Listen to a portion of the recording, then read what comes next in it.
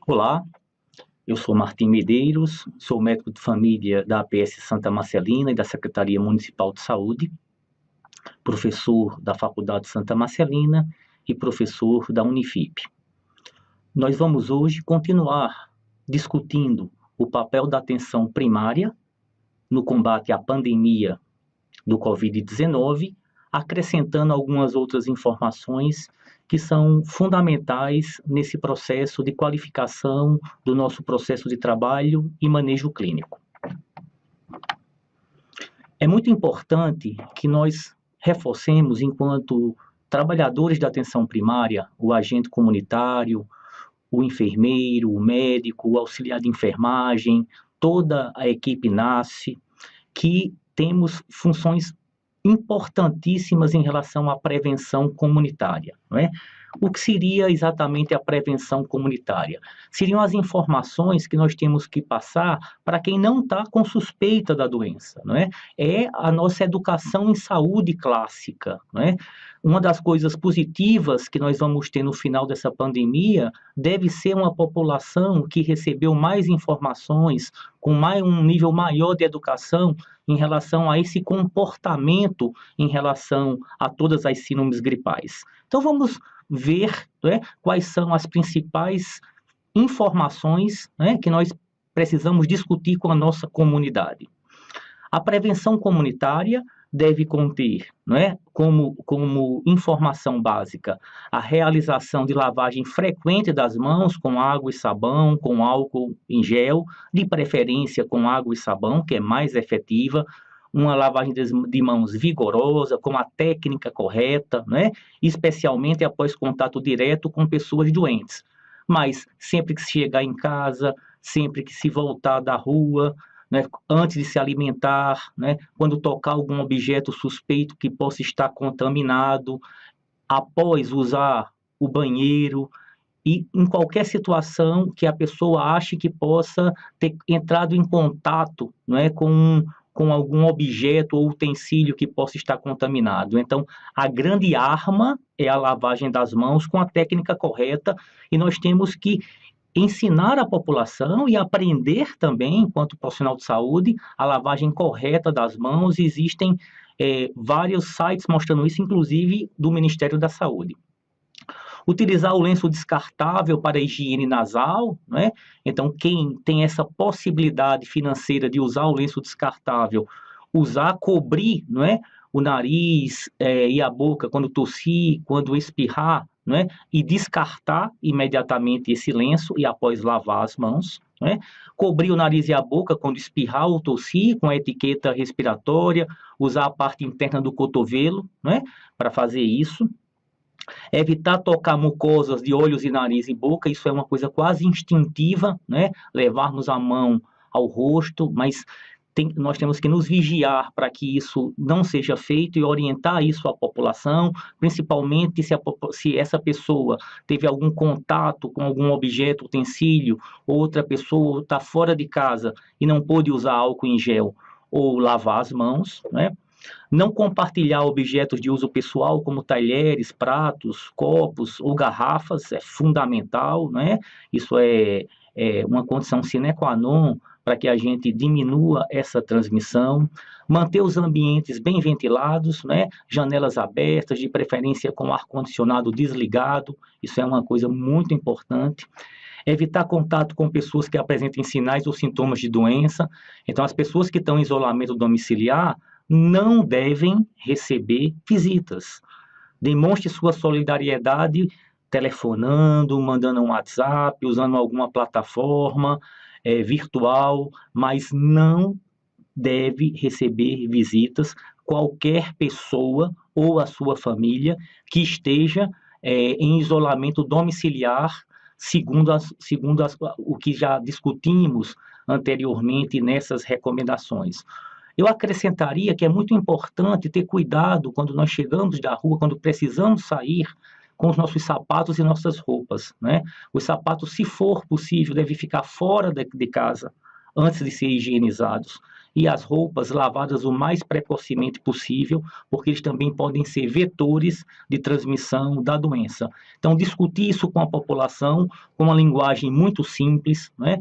Com uma linguagem coloquial, para que as pessoas de fato possam entender essa mensagem e a gente possa achatar essa curva, né? E ganhar esse tempo, enquanto todo o Ministério da Saúde, as secretarias estaduais, as secretarias municipais estão preparando suas estruturas para receber os pacientes mais graves, né? Existe um grande movimento de construção de hospitais, leitos, de hospitais de campanha, para que a gente ganhe esse tempo, né? Para que isso seja estruturado, é muito importante frear a velocidade de transmissão e o principal vetor é o isolamento social e as medidas de higiene.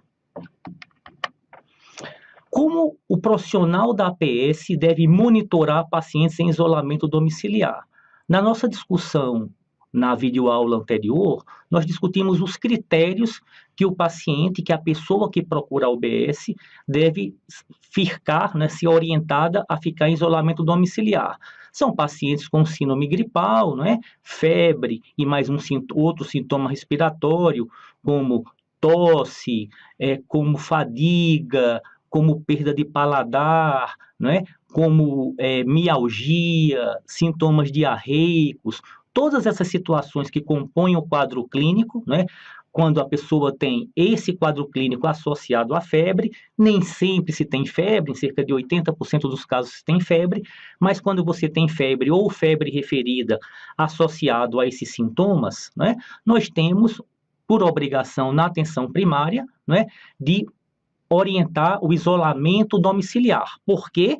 Porque esse paciente não apresenta o grande sinal de gravidade, que é a dispneia, né, que pode ser caracterizada pela tiragem intercostal, pelo batimento de asa do nariz, pela taquipneia, uma frequência respiratória acima de 20, acima de 30, sendo mais grave ainda, ou uma saturação de O2 abaixo de 95. Se eu tenho esse grau de complexidade, de agravo, esse paciente não vai para isolamento domiciliar, porque essa tríade, febre, um sintoma mais dispneia, eu tenho a síndrome respiratória aguda grave. Na síndrome respiratória aguda grave, eu vou indicar que essa pessoa seja avaliada no serviço de urgência de referência para uma possível internação. Se o paciente não tem síndrome respiratória aguda grave, ele tem apenas febre e um sintoma respiratório, ele vai ser orientado, não é, para isolamento domiciliar. Como, enquanto profissional da atenção primária, eu devo monitorar esse isolamento, essa pessoa que está isolada, né, em seu domicílio. Algumas recomendações fundamentais, ok? Anotar em prontuário o número do contato do paciente ou de algum acompanhante, de preferência o cuidador, que ficará responsável pelo paciente, durante a primeira avaliação na unidade. Então, esse paciente vai para a unidade, como nós já discutimos no Fast Track da videoaula anterior. Ele é avaliado como uma pessoa com síndrome gripal sem gravidade. Ele vai ser orientado para isolamento domiciliar, medicado com antitérmicos, né? Nós discutimos o que nós temos mais experiência, o paracetamol, a dipirona, vai ser discutido se ele vai usar o oseltamivir ou não, a partir daquela complexidade, né? Ele vai ser orientado para uma boa hidratação, né? Ele vai ser orientado para uma alimentação balanceada, aí ele vai ser orientado todos os sinais de alerta. Pois bem orientado, ele vai para o seu domicílio, ficar em isolamento domiciliar. Nós devemos checar a situação desse paciente, dessa pessoa, a cada 48 horas, tá? E essa checagem deve ser feita a priori por telefone, né? Então, no item 2, a ligação deve ser realizada por profissional de saúde da estratégia de saúde da família a cada 48 horas para acompanhamento da evolução do quadro clínico. Meus amigos, por que isso é fundamental? Porque no COVID-19 eu posso ter um quadro brando inicial que pode se complicar no decorrer dos dias. Na maioria das vezes isso não vai acontecer, mas eu não posso apostar que isso é uma verdade absoluta. Então eu preciso avaliar se a pessoa que eu indiquei o isolamento domiciliar, ela está apresentando algum sinal de gravidade, não é? Então eu vou perguntar se a febre persiste, se ela começou a sentir falta de ar, ou se apareceu, ou se a dispneia que era leve piorou, se a frequência respiratória aumentou, ou seja, se ela está respirando muito rápido, se ela está com tontura, se ela está com a visão turva, ou seja, que podem ser sinais de hipotensão, que é um sinal de gravidade. Então, eu tenho que monitorar os sinais de alerta dessa pessoa, né, para saber se ela está tendo algum agravo. E se ela tiver tendo algum grau de piora, que ela seja avaliada imediatamente ou num pronto-socorro, né, ou pela própria equipe com celeridade, porque ela pode evoluir para um desfecho negativo se nós não fizermos esse monitoramento. Então, deve ser compromisso da equipe, da estratégia de saúde da família, dos equipamentos de atenção básica, esse monitoramento a cada 48 horas, a priori, por telefone. Né? Não há necessidade de gravar a conversa, essa é a orientação do Ministério, e anotar as informações sobre a conversa telefônica no prontuário. Né? Então, tudo isso tem que ser registrado, né? Para que a gente tenha esse controle desse processo de acompanhamento dessa pessoa, registrando o quadro clínico autorreferido do paciente, a autoavaliação da necessidade de ir a algum profissional à residência do paciente, ou uma consulta presencial na UBS, né? E nesse sentido, se for necessário a ida de um profissional da UBS, seja médico, seja enfermeiro, auxiliar de enfermagem, para uma avaliação complementar, que ele vá paramentado, não é, segundo a normativa técnica de paramentação do atendimento da pessoa com síndrome gripal ou com suspeita de Covid. Que orientações nós podemos ter sobre o afastamento dos profissionais de saúde? Essa é uma questão extremamente delicada. Né? Nós temos que ter o discernimento de saber que nós somos essenciais nesse momento, né? Sem o profissional de saúde, seja agente comunitário, enfermeiro, auxiliar de enfermagem, médico, não se dá o atendimento, né? A porta de entrada e a coordenação do cuidado da atenção primária não se dá, né, sem esses profissionais, e ao mesmo tempo os profissionais que estiverem doentes, eles passam a deixar de ser um fator de proteção e começam a ser vetores da transmissão. Então, o Ministério preparou uma série de orientações, né, de recomendações para avaliação do estado de saúde dos seus profissionais e fazer isso baseado em boas evidências científicas, quem deve continuar trabalhando e quem deve ser afastado, se por acaso tiver algum grau de adoecimento. Então, vamos discutir essas recomendações. Então, orientações para o afastamento e retorno às atividades dos profissionais de saúde. Os profissionais contactantes domiciliares assintomáticos de pacientes suspeitos ou confirmados por síndrome gripal. Se for contactante domiciliar, o afastamento por 7 dias, retornando ao trabalho após 7 dias se permanecer assintomático. Então, veja que nós estamos falando de pessoas sem sintomas. E o contactante não domiciliar, sem recomendações de afastamento. Nós vamos atender pessoas, né, com síndromes gripais todos os dias na UBS. Se for um contato que eu esteja bem paramentado, atendendo a pessoa, não é? Eu não vou me afastar, logicamente. Se eu tiver um contato domiciliar de um paciente suspeito de síndrome gripal, né, de Covid-19, ou seja, com febre, com sintoma respiratório, com algum grau de dispneia, eu devo me afastar por 7 dios, né? A outra situação são profissionais de serviços essenciais com suspeita de síndrome gripal, ou seja, como nós já comentamos, o trabalhador da saúde vai ter febre, né, acompanhada de tosse ou dor de garganta ou dificuldade respiratória, né? Essa pessoa, né, deve ser afastada do trabalho imediatamente, porque ele é um médico, é um enfermeiro, é um agente comunitário, é um trabalhador do NASF que apresenta síndrome gripal e foi visto por outro colega, foi visto por sua equipe e ele deve se afastar, não é, imediatamente do seu posto de trabalho. Quando nós vamos discutir o retorno do trabalho dessa pessoa, desse enfermeiro, desse médico que está adoecido, né? Então, existem algumas estratégias, né?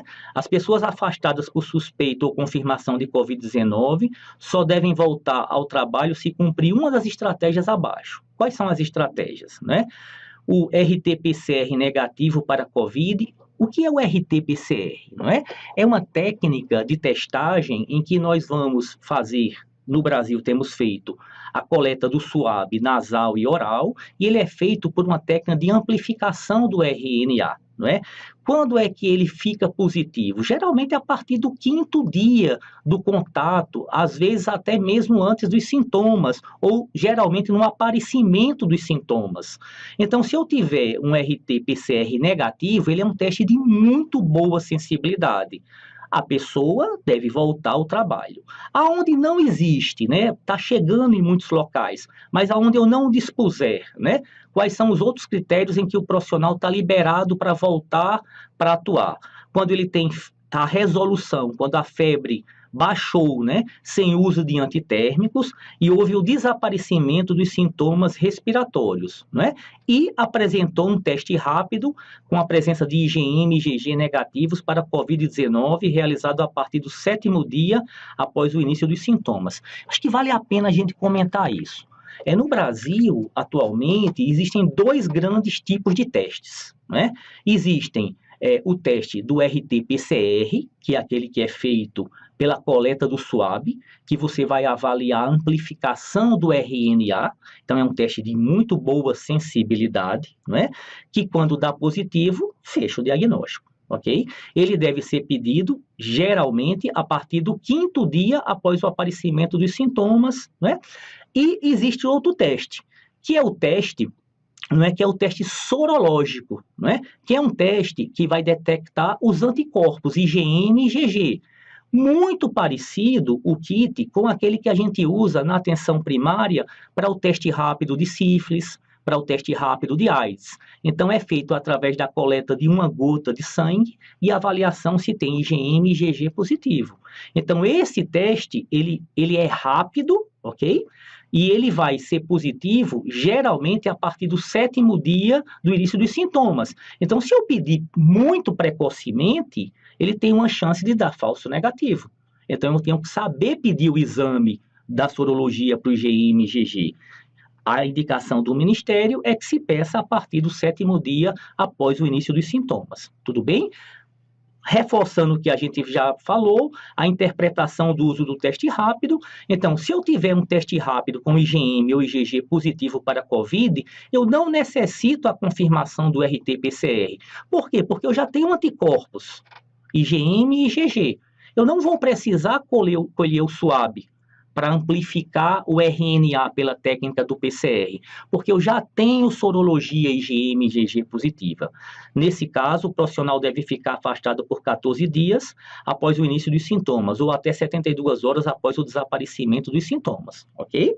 Se o teste rápido com IgM ou IgG forem negativos para Covid-19, porque eles têm uma sensibilidade mais baixa, o RT-PCR, né, com SARS-CoV-2 positivo, eu tenho uma discrepância dos 2 exames. Eu tenho uma sorologia negativa e tenho um RT-PCR positivo. Como o RT-PCR positivo tem mais sensibilidade, né, como o RT-PCR é mais sensível, eu vou afastar o profissional por 14 dias após o início dos sintomas ou até 72 horas após o desaparecimento dos sintomas. Por quê? Porque ele tem uma sensibilidade maior e ele positiva mais cedo.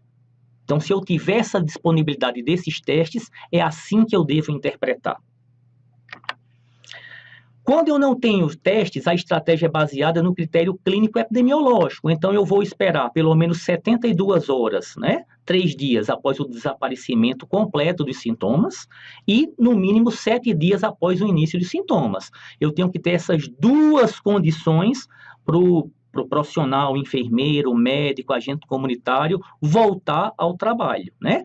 Orienta-se o profissional o uso da máscara cirúrgica no retorno ao trabalho, mantendo seu uso 14 dias após o início de sintomas, como medida de segurança adicional, ok?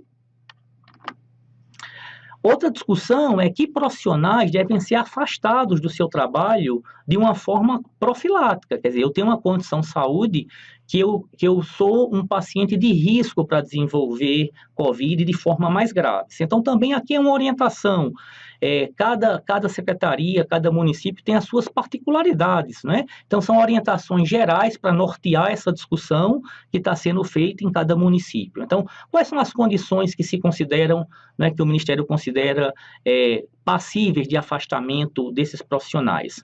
Pessoas com mais de 60 anos de idade, pessoas com cardiopatias descompensadas, como insuficiência cardíaca, infartados, pacientes já revascularizados, portadores de arritmias cardíacas, pacientes com pneumopatias graves, né, ou descompensadas, como dependência de oxigênio, portadores de asma moderada a grave, segundo o critério do GINA, o paciente com DPOC, pacientes imunodeprimidos de uma forma geral, paciente com doenças renais crônicas em estágios avançados, né, grau 3, 4 e 5, ou seja, com a taxa de filtração glomerular inferior a 60, pacientes diabéticos conforme juízo clínico, né, se ele tem alguma comorbidade, se ele já tem aterosclerose manifesta, se ele descompensa muito o diabetes, gestantes de alto risco, são situações que a priori devem ser afastadas. Outras questões vão surgir, né? E cada município, cada secretaria vai deliberar sobre as particularidades,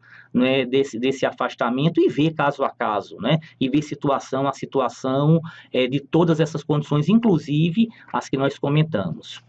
Em caso de impossibilidade de afastamento desses profissionais por algum motivo, eles não deverão realizar atividades de assistência a pacientes suspeitos ou confirmados de síndrome gripal. Então, eles podem ficar em outras atividades nas UBSs, por exemplo, fazendo monitoramento dos pacientes que estão em isolamento domiciliar, avaliando as consultas, né, desses pacientes, a posteriori, se existe alguma recomendação a ser feita que escapou, né, do profissional naquela hora, ficar ajudando de algum modo, né, mais resguardado, né, essas pessoas, né, esse processo de trabalho que está ocorrendo na UBS.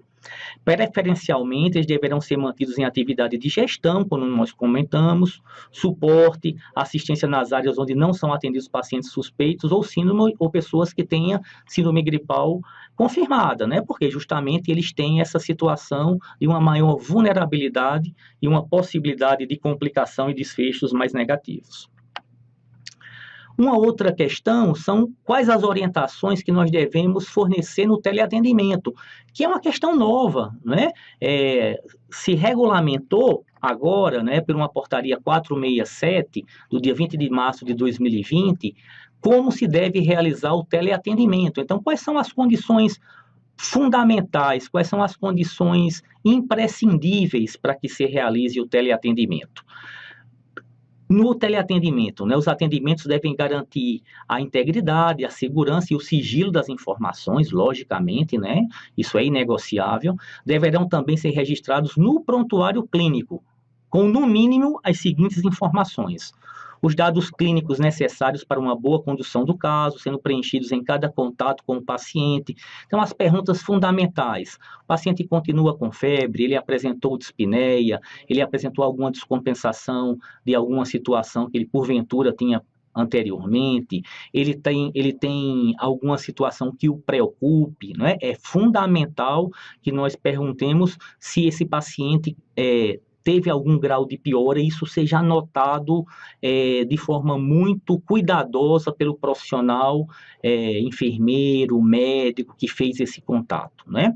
A data, a hora, a tecnologia de informação, se foi por telefone, e comunicação utilizada para o atendimento. Então, quando eu tive essa informação, lembrar que essa avaliação, né, deve ser feita com o paciente em isolamento domiciliar a cada 48 horas, e a orientação, se for uma orientação geral, né, antes da primeira consulta presencial, anotado muito bem em prontuário as duas situações. E o número do Conselho Regional e Profissional e a sua unidade de federação. Então, quem fez esse teleatendimento foi o médico, então o nome do médico, o carimbo do médico, o dia da consulta, tudo isso da orientação que foi feita, a mesma coisa para o enfermeiro, tudo isso anotado no prontuário, né, com letra legível, né, para que se possa depois dirimir alguma dúvida e garantir, né, todo o cuidado que a nossa população merece.